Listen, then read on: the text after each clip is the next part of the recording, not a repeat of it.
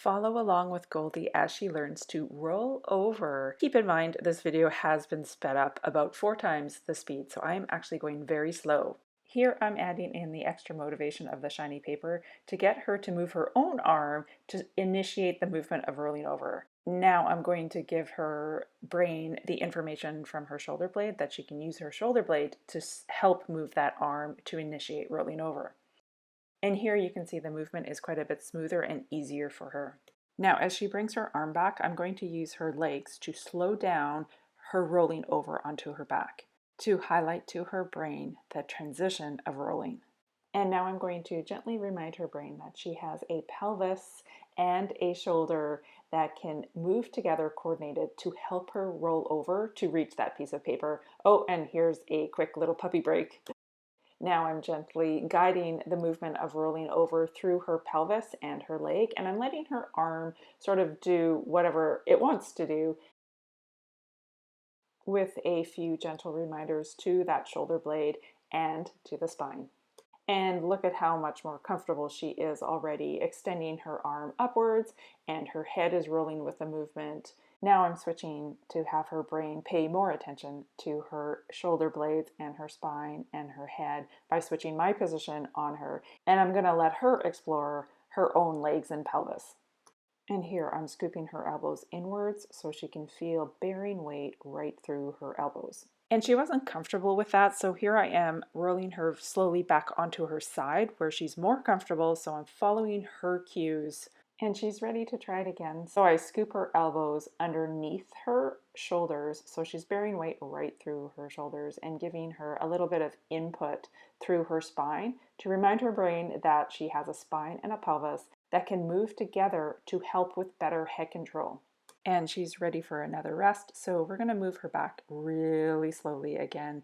And this time I added in a tiny bit of variation of rolling back by connecting her hand and her knee, which is a very useful skill to have when you're learning to roll over. And here I'm moving back down so I have better access to her pelvis and her legs, and I'm also switching directions. So I put something really interesting above her on her left side there, hoping that she'll reach over with that right arm, and I'm kind of giving her a little bit of a nudge with her pelvis first. So I roll her leg and her pelvis first, and I was hoping she would reach up with her right arm there. And now I'm just reminding her brain that she has a spine that can also move as well. Because really good movement and really good rolling over coordinates all of our body parts, our legs, our pelvis, our spine, our shoulders, our arms, and our head. And here I'm rolling her ribs and her sternum over top of those elbows, allowing her the experience of bearing weight through her elbows.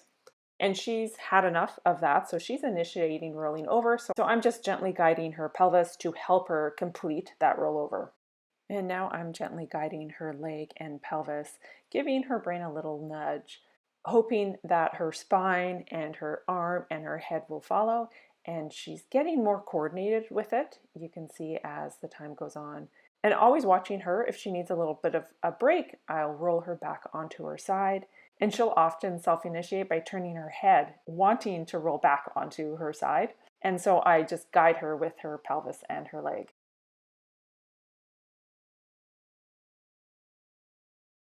And now I'm going to give her brain a bit of a break and switch the focus away from rolling to something totally different, such as exploring her arms and her hands a little bit, more of those shoulder movements, but basically give her brain a chance to digest all of that rich information that she just collected. And some more of the hand to the knee and connecting her body parts to herself.